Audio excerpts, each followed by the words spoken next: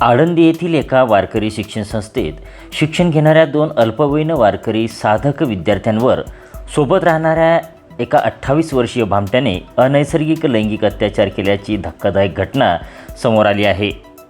धक्कादायक बाब म्हणजे या घटनेत नराधम भामट्याला एका महिलेने मदत केल्याचे समोर आले आहे। ही घटना शनिवार दिनांक 4 जानेवारी रोजी मध्यरात्री 2:30 वाजताच्या सुमारास आळंदी येथील ज्ञानेश्वरी गुरुकुल संस्थेत घडली आहे। या घटनेने परिसरात मोठी खळबळ उडाली आहे। या प्रकरणी आळंदी पोलिसांनी आरोपी विरोधात पॉस्को अंतर्गत गुन्हा दाखल केला असून आरोपीला अटक करण्यात आली आहे।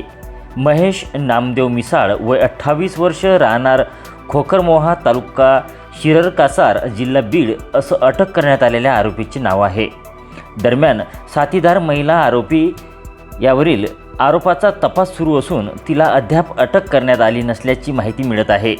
आळंदी पोलिसांनी दिलेल्या माहितीनुसार आळंदी हद्दीतील वडगाव रस्त्याला वारकरी शिक्षण देणारी खाजगी ज्ञानेश्वरी गुरुकुल या नावाने संस्था आहे। येथे अल्पवयीन मुले वारकरी शिक्षण घेत आहेत, तर त्या संस्थेत आरोपी हा देखरेखीचं काम पाहत होता। शनिवारी मध्यरात्री आरोपी हा पीडित मुलांच्या खोलीत येऊन त्यांच्या शेजारी झोपला। दरम्यान ही मुले झोपली असताना आरोपीने त्यांच्यावर अनैसर्गिक लैंगिक अत्याचार केले।